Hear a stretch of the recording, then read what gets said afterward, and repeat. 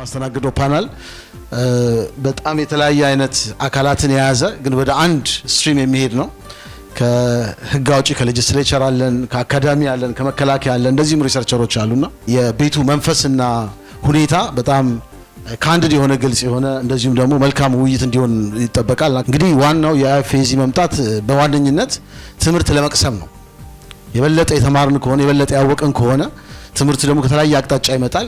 በተለይ ለምናስባቸው ትላልቅ ጉዳዮች የምንቀስመው ትምህርት ከቀጠናው እጅግ ከፍተኛ ነው የሚሆነው። እንኳን ደህና ቆያችሁ ላለሁ በቅድሚያ የውጭ ጉዳይ ኢንስቲትዩትና ሰመራ ዩኒቨርሲቲን ከልብ አድርጌ አመሰግናለሁ። ይህንን ታላቅ በሀገራዊ ጉዳይ በዚች የሰው መገኛ በሆነችው ታሪካዊ ክልል እንድንገናኝ በዚህ ወሳኝ የሀገራችን የህልውና ጉዳይ እንድንመክር ሀሳባችንን እንድንገልጽ በማድረጉ ውጭ ጉዳይ ኢንስቲትዩትንም ያዘጋጁ አካላትንም ሰመራ ዩኒቨርሲቲንም ከልብ ማመስገን እፈልጋለሁ።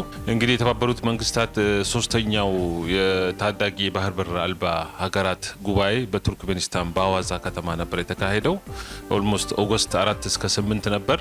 ታዳጊ የባህር በር አልባ ሀገራት እንደምናውቀው ወደ 44 ናቸው። እነዚህ ውስጥ ታዳጊ የሆኑት 32 ናቸው። ባህር አልባ ሀገራት 44 ናቸው። ኢትዮጵያም አንዷ መሆኗ መጠን የተባበሩት መንግስታትም ድርጅት አባል እስከመሆኗ መጠን እዛ ላይ ተሳትፋለች። የልኡክ ቡድን ልካ ነው የተሳተፈችው። ከ5700 በላይ ተሳታፊዎች የነበሩበት መድረኮች ነበሩና እነዚህ መድረኮች ላይ ኢትዮጵያ የራሷን አቋም የባህር በር ፍላጎት እንዳላት ብሔራዊ ህልውና ጉዳይ እንደሆነ አቋሟን ያስገነዘበችበት መድረክ ነበር ማለት እንችላለን። ዋናው የመድረኩ ሞቶ አላማው ድራይቪንግ ፕሮሰስ ስሩ ፓርትነርሺፕ የሚል ነው። ሽርክናና አጋርነትን እና ልማትን ማፋጠን በሚል መሪ ቃል ነው ጉባኤው የተካሄደው። ዋናው የጉባኤው አላማ ሀገራት በተለይ ባህር በር የሌላቸው ቀደም እንዳልኳቸው 44 ናቸው። ከነዚህ 32ቱ ታዳጊ ናቸው። እነዚህ ታዳጊ ሀገራት የሚገጥማቸውን ዘርፈ ብዙ ተግዳሮቶችን መፍታት ነው ዋናው የጉባኤው አላማ የነበረው ማለት ነው። በዚህ ማለት ኢትዮጵያ የገለጸቻቸው ዋና ጉዳዮችን ባነሳ ከቀድሞ ከነበረው አስተሳሰብ የወጣና ለየት ያለ ማለትም ከትራንዚት ባለፈ ቢዮንድ ትራንዚት የምንለውን ኢትዮጵያ ሸቀጦችን ኮንቴነሮችን የማራገፍና ሸቀጦችን የማንቀሳቀስ ብቻ ሳይሆን ከትራንዚት ባለፈ ማሪታይም ሰፋ ተደርጎ ኢትዮጵያ ብሔራዊ ጥቅም የምታስከብርበት አክሰስ ቱ ሲ ከትራንዚት ባለፈ የባህር ላይ መብቶች እንዳላት ኢትዮጵያ በዛ ጉባኤ ላይ መልእክት ያስተላለፈችበት ነበር። ይሄ ማለት ምን ማለት ነው? ከትራንዚት ባለፈ ማለት ዓለም አቀፍ የውሃ ሀብቶች ኢኮኖሚያዊ ጥቅሞች አላቸው ነው። የኢኮኖሚ ፍላጎት አለን ነው አንደኛውና ዋነኛው። ኢኮኖሚያዊ ፍላጎቱ በጣም ሰፊና ብዙ ነው። ከዛ ባለፈ አካባቢ ጥበቃ ላይ ኢትዮጵያ ባህሮች ላይ ያላትን ይገባታል። ሌላኛው ደግሞ የባህር ላይ ደህንነት በእነዚህ ጉዳዮች ላይ የባህር ላይ ደህንነት ይመለከተናል። ባህር ውስጥ ያሉ ሃይሲ ትላልቅ ውቅያኖሶችና ባህሮች ውስጥ ያሉ ሀብቶች እኛንም ይመለከተናል። እኛ ስንል ባህር በር የሌላቸው ታዳጊ ሀገራትን ሁሉ ይመለከታል። ባህር በር የሆኑ ሀገራት ኢኮኖሚያዊ ፋይዳቸው ደግሞ በዓለም አቀፍ ንግድ ውስጥ የመሳተፍ መብታቸው እንዲጨምር ኢኮኖሚያዊ ጥቅምም አላቸው። በእነዚህ ሁሉ ጉዳዮች ላይ ባህር በር ካላቸው ሀገራት እኩል የመጠቀም መብትና ከትራንዚት ባለፈ የሚል አዲስ አስተሳሰብና ፓራዳይም ሺፍት ያለበት መሆን እንዳለበት ጉባኤው ላይ ኢትዮጵያ ይሄንን በልዩ ሁኔታ ነው ያንጸባረቀችው ማለት ነው። ሌላኛው የተባበሩት መንግስታት ዋና ጸሐፊ አንቶኒዮ ጉተሬስም ተናግረዋል። ጂኦግራፊ ሀገራትን ሊገድብ አይገባም። በጂኦግራፊ ምክንያት ኢትዮጵያ ያጣቻቸው በርካታ ዘርፈ ብዙ ችግሮች እየመጡባት ስለሆነ ያንን በመቀየር ፓራዳይም ሺፍት አስተሳሰብን የሚቀይር አዲስ የአጋርነት መንፈስ እንዲኖር ኢትዮጵያ እዛ ላይ መልእክቷን አስተላልፋለች ማለት ነው። ሌላው ትልቁና ቁልፉ ጉዳይ አዋዛ ፕሮግራም ኦፍ አክሽን እና አዋዛ ፖለቲካል ዲክላሬሽን የጸደቀበት መድረክ ነበር። አዋዛ ፕሮግራም ኦፍ አክሽን ፍኖተ ካርታ ወይንም ማስተር ፕላን የምንለው የድርጊት መርሃ ግብር ነው። አዋዛ ፕሮግራም ኦፍ አክሽን ለ10 ዓመታት የሚተገበር ነው። ይሄ የጸደቀበት ወሳኝ ጉባኤ ነው። ይሄ የጸደቀው ሙሉ በሙሉ ተግባራዊ ሲሆን ኢትዮጵያና መሰል ታዳጊ ባህር በር የሌላቸው ሀገራት ዘርፈ ብዙ ችግሮቻቸውን ሊፈታ የሚችል ዓለም አቀፍ የትብብር የአጋርነት የሽርክናና ዘርፈ ብዙ ችግሮቻቸው ላይ ከማነቆቻቸው እንዲወጡ ሊያደርግ የሚያስችል ታሪካዊ ወሳኝ ሰነድ በሙሉ በሀገራት የጸደቀበት ጉባኤ ነበር። ይህም ኢትዮጵያ አንዱ አካል በመሆኗ ታዳጊ የባህር በር አልባ ሀገር በመሆኗ በዚህ በሐዋዛ ፕሮግራም ኦፍ አክሽን ተጠቃሚ ትሆናለች ማለት ነው። ያንን የድርጊት መርሃ ግብሩን ደግሞ ለመተግበር የፓናሊስቶችና ፎካል ፐርሰኖች እንዲመደቡ ይደነግጋል ሐዋዛ ፕሮግራም ኦፍ አክሽን። ኢትዮጵያ ደግሞ ያንን በጣም ደግፋለች። ይሄ ጥሩ አሰራር እንደሆነና ለሀገራችን ብሔራዊ ጥቅም እንደሚጠቅም አቋሟን እዛ ላይ ገልጻለች። ፎካል ፐርሰኖች ተመድበው በሀገር ደረጃ በቀጠና ደረጃና በዓለም አቀፍ ደረጃ የፓናሊስቶች ውይይት ይደረጋል። አክሽን ፕላኖች ይነደፋሉ። በሐዋዛ ፕሮግራም ኦፍ አክሽንን ሀገራት እንዲተገብሩ ዩናይትድ ኔሽን እንዲሁም ሌሎች አጋር ድርጅቶች ድጋፍ የሚያደርጉ ፋይናንስ የሚያቀርቡ የልማት ድርጅቶችም በዚህ ላይ የበኩላቸውን አስተዋጽኦ እንደሚያበረክቱ ነው። በዓለም አቀፍ መድረክ ላይ በዚህ በሐዋዛ በተካሄደው በቱርክሜኒስታን በነበረው ቆይታ የኢትዮጵያን ብሔራዊ ጥቅም በሚገባ ተንትኖ ያስረዳበት ሁኔታ ነበር። አመሰግናለሁ ዶክተር ፈቲ። እንግዲህ ይሄ ጉዳይ ከጂኦግራፊ መታፈን መውጣት አስፈላጊነቱና ለሁሉና እጅግ ወሳኝ መሆኑ ጋር አብሮ ተያይዞ የሚደረጉ ጥረቶች መካከል አንዱ ነው። ለኔ የተቀመጠው ርዕስ ትንሽ በጣም ብዙ ሎድድ ተርሞች አሉበት። ዘ ቱ ዋተር ሲስተምስ፣ ስትራቴጂክ አውቶኖሚ፣ ኔክሰስ እና መሰል ነገሮች አሉበትና የዚህ ስራ ባለቤት በዋነኝነት ዶክተር ጋሻው ናቸው እና ምን ማለት ነው አብይ ስትራቴጂ ብለን ስንል፣ ግራንድ ስትራቴጂ ብለን ስንል፣ በተለይ ደግሞ የጂኦግራፊ ትስስሮች ስንል መልክዓ ምድሩ፣ ሰው፣ የእንስሳው ሀብት፣ ውሃው፣ ባህሩ በጠቅላላ የተቆራኙ ነገሮች ናቸው። እነዚህን እንግዲህ በአንድ ድስቱ ስናቦካ ነው ጂኦፖለቲክስ የሚወለደው ይባላል እና ከዚህ ጋር አብሮ ተያይዞ እዚህ ላይ ደግሞ የሚደረጉ ንድፎች፣ ስትራቴጂዎችን ዲዛይን የምናደርግበት ሂደት ምን ማለት ነው? በተለይ የተጠቀምናቸው ቃላት እንደ ሉዓላዊነትን የማረጋገጥ ጋር አብሮ የሚያዙ ስለሆነ ሁለቱ ውሃዎች ያላቸው ቁርኝነትና ይሄን ርዕስ በዚህ መልኩ ካርቫውት ማድረግ እንደዚህ እንድንሰባሰብ ስላስቻለን ትንሽ ገለጻ ቢያደርጉልን ብዬ ነው። አመሰግናለሁኝ ዶክተር አብዲ። እንዴት አደራችሁ? ጠንከር ያለ ጥያቄ ነው የተጠየቁት። እንግዲህ የሁለቱ የውሃ አካላት ትስስር ቀይ ባህርና አባይ ሸለቆ ስንል ምን ማለት ነው? ትስስርስ አላቸው? ትስስር ካላቸው ያ ትስስር በምንድን ነው መገለጽ ያለበት? አብይ ስትራቴጂ ስንል ምንድን ነው አብይ ሊያስብል የሚችለው ሁለቱ ውሃዎች ላይ ምን ስለሆነ ነው የሚለውን እሱን በደንብ ማፍታታት የሚጠይቅ ይመስለኛል። መጀመሪያ ላይ የሁለቱ ውሃዎችን ግንኙነት ማየት አለብን ብዬ አስባለሁ። የሁለቱ ውሃዎች ስንል ቀይ ባህርና አባይ ሸለቆን ነው የምናወራው፣ ግን አባይ ሸለቆን ብቻ አይደለም የምናወራው። የሁለቱ የውሃ አካላት ስንል ዝጋ የምንጠቀመው የጣፋጩን ውሃ ሰርፌስ ዋተር እና የጨዋማው የሆነውን የውቅያኖስ ውሃ ነው የምናወራው ማለት ነው። እንግዲህ እኛ የምንገልጸው ኢትዮጵያ የአባይ ተፋሰስ ሀገር ናት፣ ወይም ደግሞ ውሃ መንጭ ሀገር ናት፣ የራስጌ ሀገር ናት። ቀይ ባህርን በተመለከተም በፊት ላይ ቅድም እንደተገለጸው ኮስታል ስቴት ናት፣ የቀይ ባህር ተጋሪ ሀገር ነበረች። አሁን ላይ ግን እኛ ብለን የምንገልጸው የሬድ ሲ ቤዚን ስቴት ናት፣ የቀይ ባህር ተፋሰስ ሀገር ናት። በዚህኛውም እንደዛው ነው።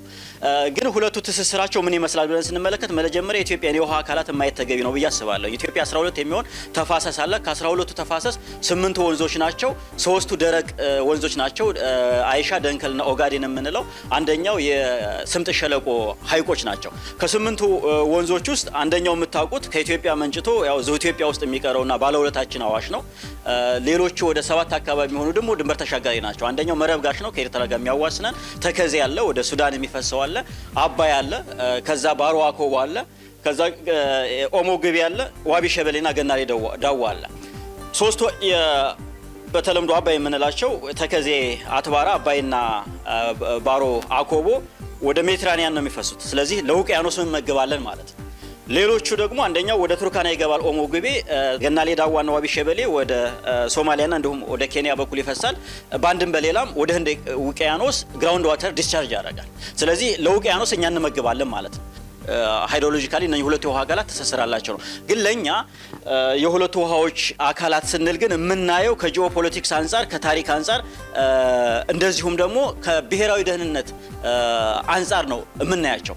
ከታሪክ አንጻር ሁለቱ ምን ማለት ናቸው? ከብሔራዊ ደህንነትና ከጂኦፖለቲክስ ብለን ስንመለከት ሁለቱ የውሃ አካላት የሰሜን ምስራቅን የኃይል ሚዛን የማስጠበቅ አቅም ያላቸው ናቸው። እነኚህን ሁለቱን የውሃ አካላት የተቆጣጠረ አካል የኃይል ሚዛኑን ማስጠበቅ ይችላል ነው። በታሪክ አጋጣሚ በኢትዮጵያ ምን አይነት መስተጋብሮች ነበሩ የሚል ነው። ወደ ባህሩ ሲቀረብና አባይ ሸለቆም ላይ የተወሰኑ እንቅስቃሴዎች ሲኖሩ ኃይል የሚባል አይነት ነገሮች የመኖር ሁኔታዎች ነበሩ።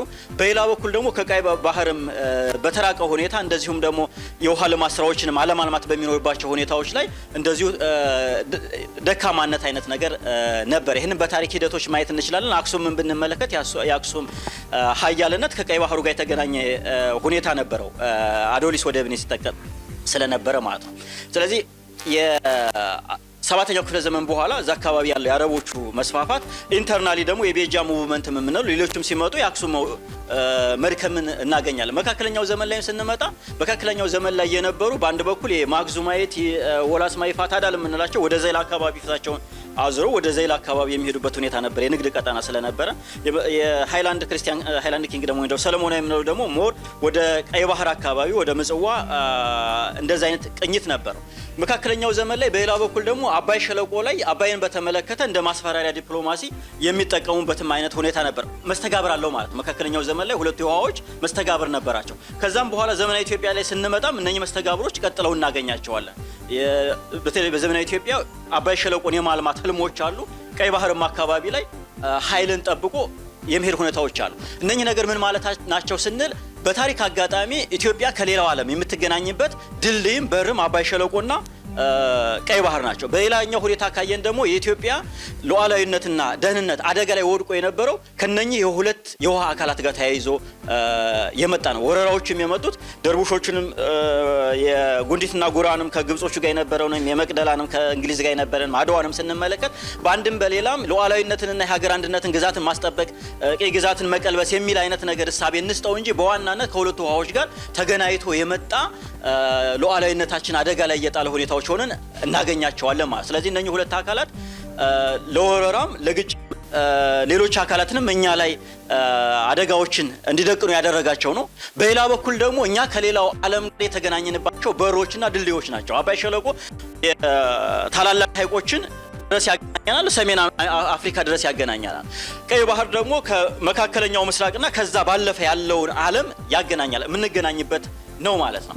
ትልቁ ቁም ነገር የሚሆነው እነኚህን የጂኦግራፊካል ስሪቶች የፈጠሩብን ተግዳሮቶች አሉ፣ ወይም ደግሞ ሊሚቴሽን የምንለው ገደቦች አሉ፣ እድሎች አሉ። እስካሁን ድረስ እነኛን ተግዳሮቶች መቀልበስ ያልቻንባቸው ሁኔታዎች አሉ። እነኚህን የጂኦግራፊካል ፊውቸሮች የሚሰጡንን ጠቀሜታ እንዴት ነው ወደ ኃይል የምንቀይረው? እንዴት ነው ወደ ኃይል መመንዘር የሚችለው? ኢትዮጵያ በዚህ ቀጣና ላይ ሁለቱ ውሃ አካላት ላይ በምታለማው ልማት በምታካሄደው እንቅስቃሴ እንዴት ነው መስፈንጠር የምትችለው የሚለውን ማሰብ ይኖርብናል።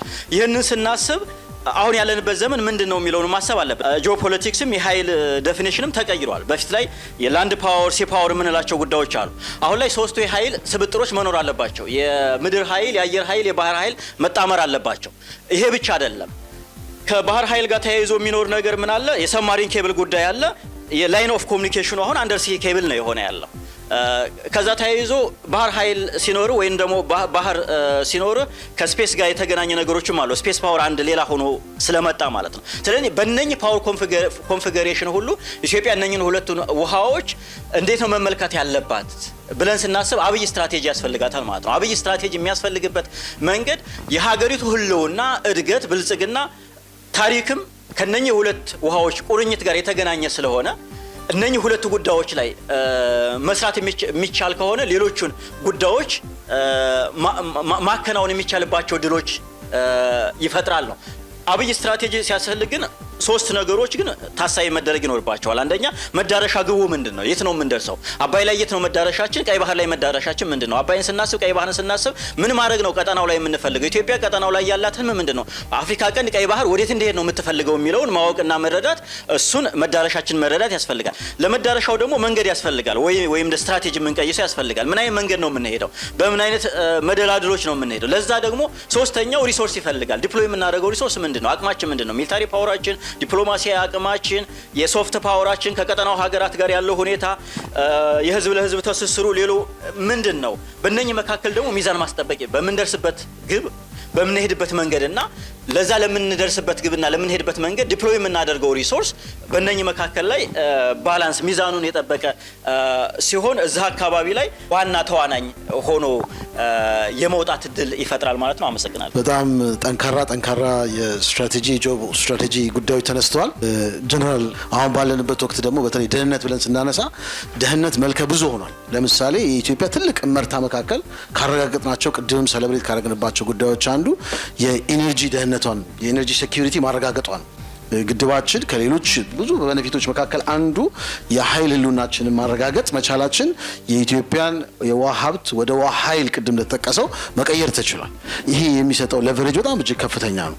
በተመሳሳይ መልኩ ደግሞ ኢትዮጵያ በተለይ ለውጡን ተከትሎ ካየናቸው ትላልቅ የፓራዳይም ሽፍቶች መካከል አንዱ ስለ ሪምላንድ ስለ ባህር በርና ድንበር ያለን አመለካከት ነው። የነበረውን የኮመርሻል እይታ ኖ this is a strategic loss ነው ብሎ በማሰብ ሂደት ላይ የተባለ ነበር።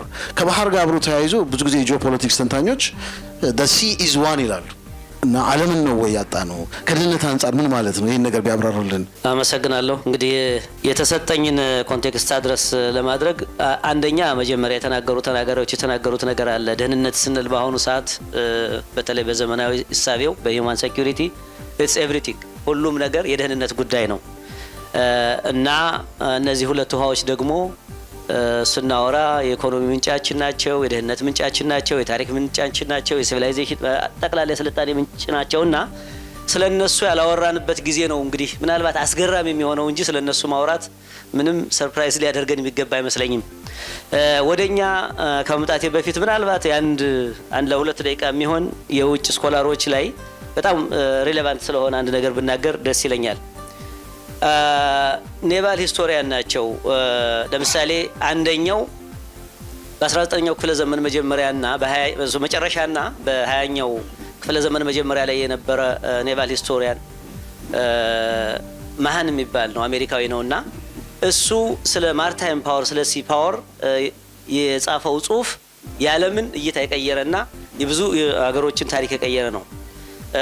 ትልቁ ነገር እሱ እንግዲህ ወደ ከ100 ዓመት በላይ የሆኑ የማርታይም ፓወር ጥናቶችን ካካሄደ በኋላ ከሰበሰበ በኋላ በ1890 ላይ ነው ፐብሊሽድ ያደረገው ይሄንን መጽሐፍ The Influence of Sea Power Upon History የሚለው ነው። በዚህ ይታወቃልና ሲያይ ከዛ በፊት የነበሩ የአውሮፓ ትልልቅ ሀገሮች ያደጉትና ፓወርፉል የሆኑት ማርታይም ፓወር ነው እንደዛ ያደረጋቸው። ስለዚህ ልዕለ ኃያላን ማለት ማርታይም ፓወር ማለት ነው ብሎ ዲፋይን አድርጓል። ከዛ ቀጠለና ኢኮኖሚ ማለት ማርታይም ፓወር ነው የሚል ድምዳሜ ሰጠ። ይህን ካደረገ በኋላ ለአሜሪካኖች እንደ ባለውለታ ነው የሚቆጠረው። ምን አይነት አድቫይስ ስለሰጣቸው ነው? አሜሪካ እንደምታውቁት በአትላንቲክ በጣም የተከበበች ሀገርና ወደ ሌላ ማትወጣ በተፈጥሮ ጂኦግራፊው ሴኩሪቲ ያደረጋት ሀገር ነበረች ከዛ በፊት እና በራችን መዝጋታችን ትክክል አይደለንም፣ አሁን መውጣት አለብን፣ ካልወጣን በስተቀር አስቸጋሪ ነው። the one who commands the sea commands the world commands the globe በሚል ቀስቅሷቸው አሜሪካ ከዛ በኋላ በጣም ሀብታምና ፓወርፉል ሀገር የሆነችው ማርታይም ፓወሯን በመገንባት ነው። ይሄ የቆየው ነው። ወደ መጨረሻ አካባቢ ደግሞ የ21ኛው ክፍለ ዘመን ላይ የጆፈሪ ቴል እሱ ማርታይም ፓወርን ከግሎባላይዜሽን ጋር ያያያዘው። አሁን ግሎባላይዜሽን እንግዲህ ብዙ ጊዜ እኛ የምንረዳው በተለይ ከኢንፎርሜሽን ቴክኖሎጂ ጋር ትስስሩ ጋር ያው ትስስሩን እሱ የፈጠረው ነው። ትስስር ግን የውሃ አካላት ናቸው ነው በሱ የውሃ አካላት ናቸውና አድርጎ ምናልባት እንደ ማስረጃ የተጠቀመባቸው ነገሮች አሉ። ዝም ብዬ ጥሩ ስለሆነ ናሽናል ሴኩሪቲስ አቺቭድ ኢን ሊቶራል ሪጅንስ በቃ ብሔራዊ ጥቅም የሚባለው የሀገሮች ባህር ዳርቻ ላይ ነው የሚረጋገጠው ነው። ምክንያቱም በዳታ ያስቀመጣቸው ነገሮች አሉ። ጂኦግራፊው ሲታይ ወደ 70% የሚሆነው መሬት ውሃ ነው። 80% የሚሆነው ህዝብ ከ100 ኪሎ ሜትር አይርቅም ባህር ላይ ነው የሚኖረው። ከ30 ሺህ በላይ መርከቦች ወደ 93 የሚሆነው ንግድ ይዘው በባህር ነው የሚዘዋወሩት። 90% የሚሆነው የአሜሪካን ብቻ ወሰደና ሚሊተሪው ራሱ ትራንስፖርት የሚያደርገው ሲ ውስጥ ነው። ስለዚህ ሁሉም ነገር ህይወት ያለችው ባህር ላይ ነው። እንግዲህ ይሄ ከሆነ ስለ ውሃ አካላት ስለ ብሔራዊ ደህንነት ስናወራ ስለዚህ ካላወራን ምን መሆን ይቻላል? ማደግ የማይቻልበት ኮንዲሽን ነው የሚለውና እነዚህ ተጽዕኖ ፈጣሪ ጽሁፎች ስለነበሩ ነው። ፖስት ኮሎኒያል ላይ ግን እኔ አሁን በኃይለ ሥላሴና በደርግ የተደረገውን ጥረት በጣም እንግዲህ ከአቅም ማነስ የሚመጡ ነገሮች ቢኖሩም በጣም በርካታ ነገሮች አሉ። ኤርትራን ለመመለስ የተደረገው ጥረት ቀላል አልነበረም። አተን ቀርተን እንደው ለዘላለሙ አልቀረም። ተመልሶ ኤርትራን በኮንፌዴሬሽንም ቢሆን አምጥተን የባህር በር ባለቤት የሆንበት ዘመን ነበረ። ሶማሌላንድን ምንም የተሞከረበት ጊዜ ነበረ። ፖስት ኮሎኒያል ኢራን ግን ካየን ሙሉ በሙሉ እኛ በራሳችን እጅ እንኩ ብለን ሰጥተናል። ስለዚህ በዚህን ጊዜ የጎረቤቶቻችን እስረኛ ሆነን ሙሉ ሉዓላዊነታችን ተደፍሮ የነበረበት ጊዜ እንደነበረ ነው። ትንሽ ነገር ማለት የምፈልገው ከሚሊተሪ አንጻር ነው። ከሚሊተሪና ከሴኩሪቲ አንጻር ምን ችግር ገጥሞን እንደነበረ ባወራ ደስ ይለኛል። ላንድ ሎክድ በመሆናችን ማለት ነው። አንዱ ሁላችሁ እንደምታውቁት የሁለተኛው የጣሊያን ወረራ ጊዜ ሌግ ኦፍ ኔሽንስ የወሰነው ውሳኔ ታውቃላችሁ። ለጣሊያንም ለኛም እኩል ነው አይደል? አርም ኤምባርጎ ተጥሎ የነበረው እኛ የጅቡቲን ወደብ ተጠቅመን እንዳናስገባ ተከልክለን ነበር። ስለዚህ አንዳንድ ጊዜ በሌላ የሚተዳደር ወደብ ላይ ከሆነ አንተ ለጦርነት የምትፈልገው አሴት ተዘው ይቀራል ማለት ነው። ጦርነት የማካሄድ አቅምህ ይዳከማል ማለት ነው። ኤርትራ 83 በሚባልበት ጊዜ እኮ ቶታሊ የኛ የኔቫል አሴታችን በሙሉ የት እንደገባ ቀርቷል አይደል? ዘርፈውናል፣ ንብረቶቻችን ቀርቷል። ብዙ ነገር አለ። ቀጥሎ 98 ላይ ወረራ ላይ የነበረው ጊዜም የንግድ መርከቦቻችን ላይ እሱ ራሱ አደጋ ላይ እነሱ ፖርት ላይ የነበረው ቀርቷል። እኛም ማናስተዳድረው ከሆነ ምንም አይነት የሉዓላዊነት መብት የለንም ማለት ነው። ማርታይም አቅማችንን ቶታሊ የነበረን አቅም እንድናጣ ነው የተደረገው። ለምሳሌ ሙሉ በሙሉ የባህር ኃይል አቅም የነበረን ሰዎች ተመልሰን ዜሮ እንድንሆን ነው የተደረገው ማለት ነው። ሚሊተሪ ካፓቢሊቲ ማለት ያው በፉል ስኬሉን ነው ማየት ያለብንና ባህር ከሌለህ ባህር ኃይል አይኖርህም ማለት ነው። አሁን በአስተሳሰብ ደረጃ እየተነሳን አሁንም ጥሩ ስራዎች እየተሰሩ ቢሆንም ዳይቨርሲፊኬሽን ኢዝ ቬሪ ኢምፖርታንት። አንዳንዴ ሬድሲና ናይላልን እንጂ ገልፍ ኦፍ ኤደንም መረሳት ያለበት አይመስለኝም። ያው በስትሪም በቅርበትም ማለት ነው። እዛም ላይ ስራዎች መሰራት ይኖርባቸዋል፣ መቀጠል አለበት ነው። የኢኮኖሚና ሌላው ይሄ ትብብር አካባቢ ጋር ያለው ነገር መቀጠል አለበት። ሚሊተሪያችን ከምንም በላይ መገንባት አለብን። አመሰግናለሁ። ደህንነትን የምናይበት እይታ ከተቀን ተቀን ከምንኖረው ኑሮ ጋር ከባህላችን ከአኗኗራችን ጋር ቀጥታ የሚያያዝ ነው። ከዛም ባለፈ ደግሞ የመዋጋት አቅማችን ዋሪንግ ካፓቢሊቲን በጣም ትልቅ ኢምፖርታንት ነገር ነው። ከዚህ ጋር ማያይዘው ነግረውናል። ከዛም በላይ ደግሞ ባለፈ የሚያስፈልገን አስፓየር ማድረግ ያለብን ደግሞ ሁልጊዜም እንደሚባለው ዳይቨርሲፋይድ አንኢንተራፕትድ ሰስቴንድ የሆነ አክሰስ እንደሆነ ትልቁ ሚና አለው። ይህም ተያይዞ ደግሞ ምናልባት የጂኦፖለቲካል እይታችንም በተለይ ፍሮም ስትራቴጂክ ሴኪሪቲ አንጻር ከምስራቅ ሜዲትራኒያን ጀምሮ እስከ ዌስተርን ኢንዲያን ኦሽን ድረስ ሁላ ለህልውናችን ያለው ሚና እጅግ ከፍተኛ ነው። ኖት ኦንሊ ሬድ ሲ እና በገልፍ ኦፍ ኤደንን ብቻ ሳይሆን ከዚህ ጋር እንግዲህ አብሮ ተያይዞ ሂስቶሪካል ፐርስፔክቲቭ ደግሞ እንዲሰጡን በዚሁም ደግሞ የባለቤትነትን ለማረጋገጥ እንዲመች ዶክተር ጥላሁን የተወሰነ ሰብሰብ አድርገው ደግሞ እሳቸው የሚጠቅሱልን ነገር ይኖራል። ምናልባት ከዚህ ጋር አብሮ ተያይዞ ከታሪክ ከተፈጥሯዊና ከእንደዚሁም ደግሞ ከህግ አንጻር ምን አይነት እንደምታ አለው ለሚለው ሰብሰብ ባለ መልኩ ቢጠቅሱልን ዶክተር ጥላሁን። ታሪክ በጣም ሰፊ ነው ዶክተር አብዲ፣ ግን አጠር ለማድረግ ሞክራለሁኝ። ያው ታሪክ እንደሚነግረን ታሪክ ድርሳናት እንደሚነግሩን ኢትዮጵያ በታሪኳ ከፖርት ዘይላ በርበራ ጀምሮ እስከ ፖርት ስዋኪም አሁን ዘ ፕሬዘንት ዴይ ኦፍ ፖርት ሱዳን እስከምንለው ድረስ በኢትዮጵያ ነገስታት ይተዳደር እንደነበረ የተለያዩ የታሪክ መዛግብት ይነግሩናል። ከዛ ደግሞ ትንሽ ሀገር ብለን ወደ ጥንታዊው ኢትዮጵያ ከሄድን በአክሱማይት ፔሪድ እንደውም ከዚህኛው የሬድሲ ሊቶራል ወይም የዚህኛው የምዕራባዊ ዳርቻ አልፈን የምስራቁንም ዳርቻ እንደምንቆጣጠር የመንን ጨምሮ እንደምናስተዳድር ታሪክ በደንብ ያስረዳናል ማለት ነው።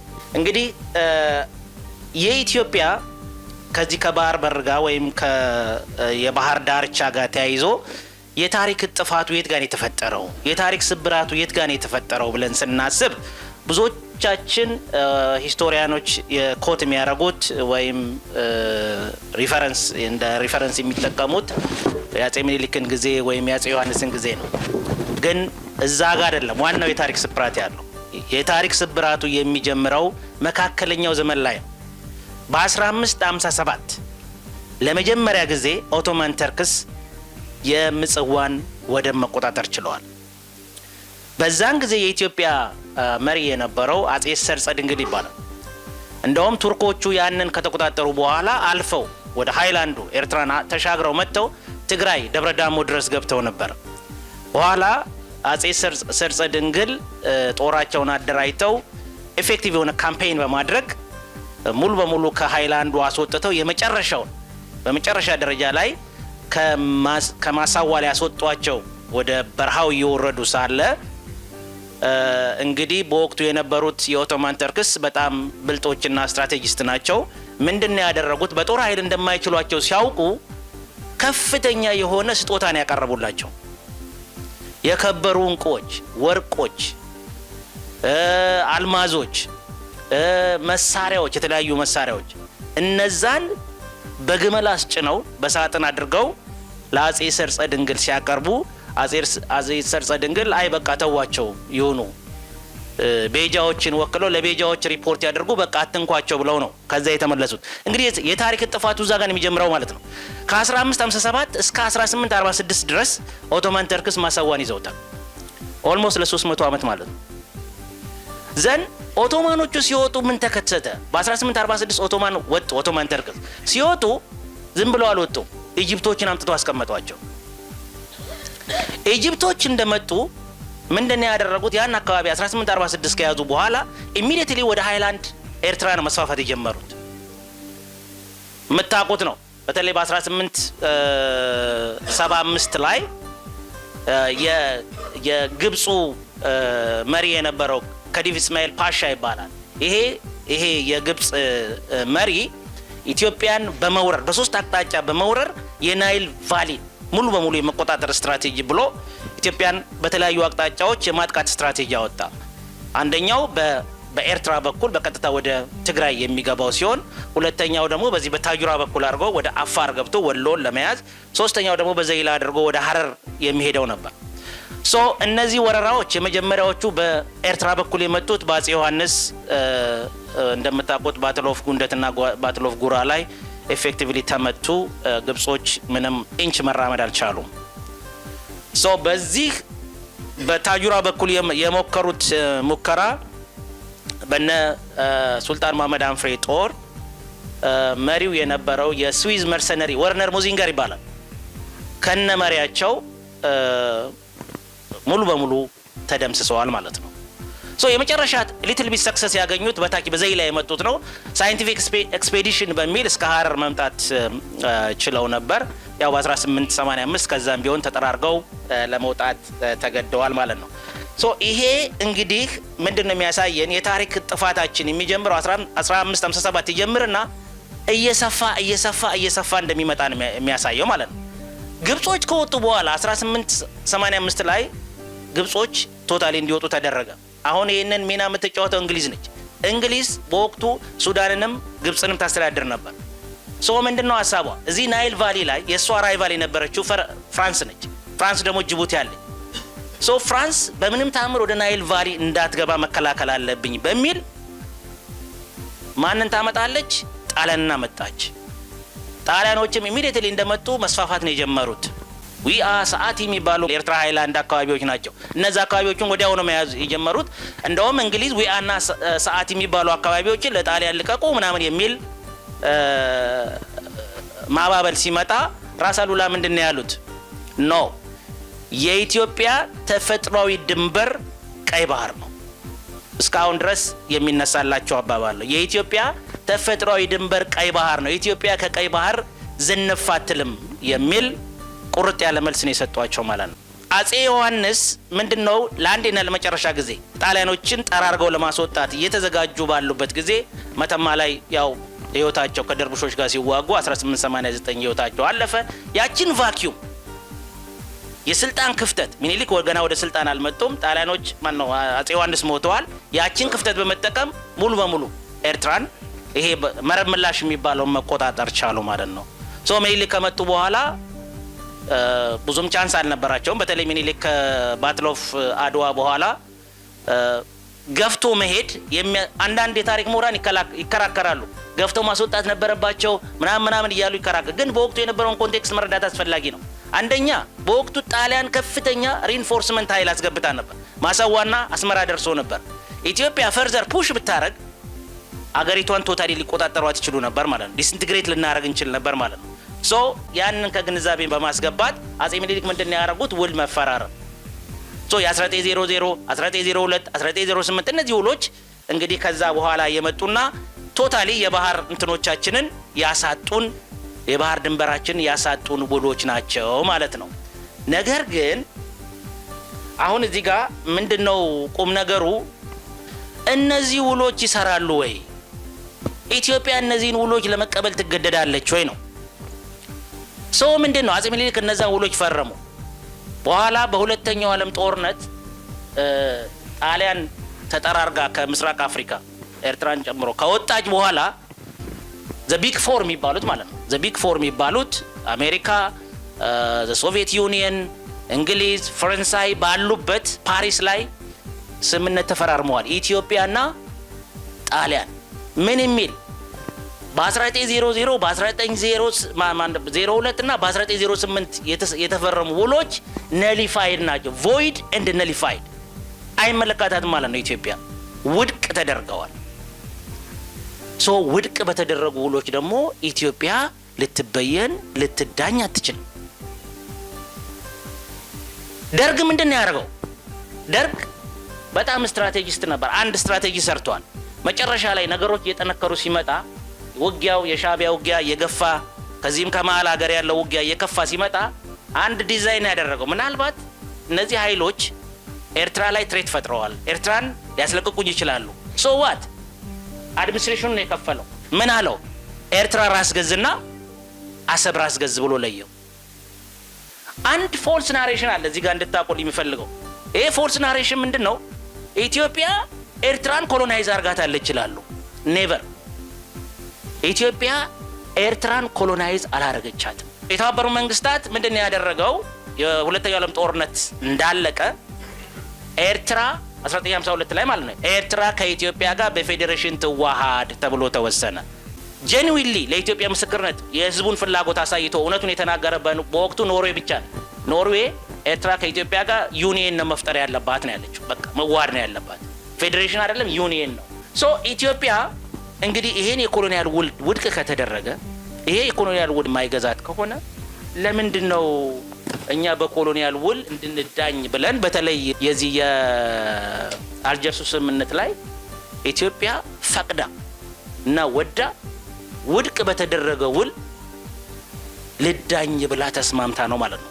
ሶ አሰብ ብቻ አይደለም። አሰብ እንግዲህ አንዱ የኢትዮጵያ የባህር ሾር ነው። ሌላው እስከ ማሳዋ ይደርሳል። በተለይ አፋሮችን ተከትለን ከሄድን በአሰብ ራስ ገዝ ላይ ማንሳት የምንችልበት ሁኔታዎች ስለነበሩ ይሄ ሁኔታ በትክክል መታየት ያለበት ይመስለኛል። ኢትዮጵያ ኤቪደንስ አላት ወይ? ባህር በሮቿን በተለይ አሰብን አሁን በተደጋጋሚ ክሌም እንደሚደረገው አለን ወይ የሚለው አለን። አንደኛ ቅድም ያልኳቸው የኮሎኒያል ትሪቲዎች ኢትዮጵያ መቀበል የለባትም። ሌላው ኢትዮጵያ ኮሎናይዘር አይደለችም። ኮሎናይዘር ስላልሆነች የኮሎኒያል ናሬሽኑ ኢትዮጵያን የሚሰራ ጉዳይ አይደለም። ሌላው ኤርትራ እንኳን ትንገንጠል ብትባል ሻዕቢያ ኤርትራን የሚገነጠል ከሆነ መገንጠል ያለበት የኤርትራ ራስ ገዝን እንጂ የአሰብ ራስ ገዝን ይዞ መሄድ አይችልም። ምክንያቱም ኢትዮጵያ ኮሎናይዘር ስላልሆነች። ሰፊ አንግል ዳሰናል። እንግዲህ በማዕከላችን ደግሞ ሲዝንድ ዲፕሎማት አሉ። ከዚህ አንጻር እንግዲህ ዲፕሎማት ሴክተሩ እንደምታውቁት ከፍተኛ ሚና ሲጫወት ቆይቷል። አንዱን የታሪክ ጥፋት በማቃናት የህዳሴ ግድብ ትልቅ ስኬት ነው። ይሄ ስኬት የሁላችንም ርብርብ ቢጠይቅ አንዱ ደግሞ ከፍተኛ ሚና ሲጫወት የቆየው የዲፕሎማቲክ ሴክተር ነው።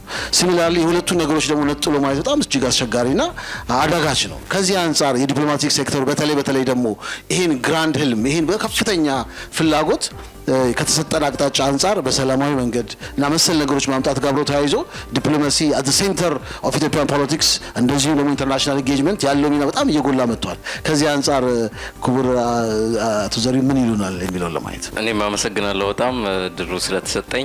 የአባይ ውሃና የቀይ ባህር ጂኦፖለቲካ የማይነጣጠሉ ናቸው። በጂኦፖለቲካል አናሊሲስ ብቻ ሳይሆን በዲፕሎማሲ ስራችንም እንዲሁ ማለት ነው። ሁለቱ ውሃዎች ኢትዮጵያ ሁለቱን ውሃዎች መጠቀም በምትችልበት ጊዜ የጂኦፖለቲካ አቅሟ ጥንካሬዋ ይመጣል። መጠቀም ባልቻለችበት ጊዜ ትኮሰምናለች፣ እንደሚባለው ትደክማለች። አይ ቲንክ አሁን ጊዜው ደርሷል። ከዛ ውጪ አጀንዳ ተቀባይ ነበርን፣ በዲፕሎማሲው መስክ አጀንዳ ሰጪ ሆነናል። አሁን ወርውረናል አጀንዳውን። ኢትዮጵያ ግድቡን ጨርሳለች። ከዚህ በኋላ ምንም የሚያሰጋት ነገር የለም። ሶ የቀይ ባህር ጉዳይ በዛው የሚቀጥል ይሆናል። ፕሮአክቲቭ ዲፕሎማሲ ለመከተል እየሞከርን ነው። በተለያዩ መድረኮች የኢትዮጵያን የቀይ ባህር ተፈጥሯዊ፣ ጂኦግራፊክ፣ ኢኮኖሚክ፣ ሂስቶሪካል መብቶች በገሃድ እየገለጽን ነው። ሶ የዓለም አቀፍ ሚዲያዎች፣ የዓለም አቀፍ መድረኮች ኢሹ ማድረግ ተችሏል። ኢትዮጵያ ከዚህ በኋላ አረብ ሊግም የመግባት ሀሳብ በግልጽ ማቀንቀን ትችላለች። ኢስላሚክ ካውንስልም የመግባት ምክንያቱም ከማንም ባላነሰ ብዙ የእስልምና ተከታይ ህዝብ ያላት ሀገር ናት። ቀይ ባህር እንደተባለው 29 ኪሎ ሜትር ነውና ሶ ከዚህ በኋላ ኢትዮጵያ ህጋዊ ጥያቄዎችን በአግባቡ አደራጅታ ማቅረብ አለባት። በዲፕሎማሲ መድረኮች ደረታችንን ነፍተን የአባይን ውሃ ተቆጣጥረናል። የቀይ ባህር ጉዳይም በዛው መልክ ደረታችንን ነፍተን መቀጠል ያለብን ነው። ሶ ለሁሉም የዲፕሎማሲ ፍልሚያ ተዘጋጅተናል ብቻ ሳይሆን እየተፋለምን እንገኛለን። በጣም እጅግ አድርጌ አመሰግናለሁ። ከዚህ ጋር አብሮ ተያይዞ እንግዲህ ኢትዮጵያ ያነሳችው ያነገበችው ህልም ብልጽግናዋን ማረጋገጥ። ይሄ ብልጽግና ደግሞ የሚመጣው ከጎረቤቶቻችን ጋር በሰላም በፍቅር አብረን ስንኖር ነው። ይሄኛውንም ህልሞቻችን የምናሳካቸው በጋራ አብረን ስንቆም ነው። የኛ እድገት የኛ ህልውና እጅግ በከፍተኛ መልኩ ከጎረቤቶቻችን ጋር የተቆራኘ ነው። በቋንቋም በባህልም በአኗኗርም አንድ ነን፣ የተያያዝን ነን። ለዚህ ደግሞ የተቀመጡ የተለያዩ አቅጣጫዎች አሉ፣ ሰላማዊ አቅጣጫዎች አሉ። ይህን ግባችን የምናሳካበት ልክ በግድባችን ላይ ያገኘነውን የኃይል ለቀጠናው በጠቅላላ ኃይል እያከፋፈል እንዳለ ነው። ለሱዳን፣ ለጅቡቲ፣ ለኬንያ፣ ለታንዛኒያ ወደ ላይም ለግብጽ ለተለያዩ ሀገሮችም መሄዱ አይቀርም። ወደ ግሬት ሌክም እየሄደ እንዳለ በጠቅላላ ኢትዮጵያ የምታገኘውም እድገት ብልጽግና በዚህ በኩል የሚመጣውም ልክ ሁላችንም ሊያሳድግ የሚችል ያን ደግሞ ለማረጋገጥ ክቡር ጠቅላይ ሚኒስትር የሚያስቀምጧቸው ክሊር የሆኑ አቅጣጫ የዲፕሎማቲክ ቶኪንግ ፖይንቱም ያቀፈዋል። እንደምታውቁት በመንግስታት ደረጃ የሚደረግ ስምምነት የተለያዩ አይነት የእኛን አሴቶች ሼር በመስጠት እንደዚሁም ደግሞ ኢኮኖሚክ ኢንቴግሬሽን በጋራ አብሮ የመኖርና የማደግን ፍላጎት ላይ የተመረኮዘ የጋራ እድገትን በማረጋገጥ ከዛም ባለፈ ደግሞ በፋይናንስም ገዝተንም ቢሆን በሊዝ ተከራይተንም ቢሆን ደግሞ ይህን ህልም ለማረጋገጥ የተቀመጡ ግልጽ የሆኑ ሰላማዊ አቅጣጫዎች አሉ። የኢትዮጵያ ጽኑ ፍላጎትና ዓላማ ብልጽግናዋን ለማረጋገጥ እስከመሆኑ ጋር አብሮ ተያይዞ በፍጹም ግጭትን ማሸሽ እንደዚሁም ደግሞ የጋራን በጋራ የመቆምን ሂደት ከፍ ማድረግ ነው። እንግዲህ ይህ ቀጠና እንደምታውቁት የቀጠናው አካላት ብቻ አይደሉም። ቀጠናው በሳሳ ቁጥር እርስ በእርሱ ሰላም ባጣ ቁጥር የተለያዩ ኤክስትራ ሪጂናል አክተርስ በጣም ከሩቅ የሚመጡ አካላት በታሪክም አሁንም መጫወቻ ነው የሚሆኑ። ስለዚህ በጋራ ተያይዘን የምናድግበትን ሂደትና አካባቢያችን የምናለማበት ሂደት ለማምጣት የሚደረገው ጥረትና ርብርብ በዲፕሎማሲው እንደዚህ ነው አዲስ ኮንሰፕትና እይታዎችን በማጣመር የተያያዘ መሆኑን አይተናል።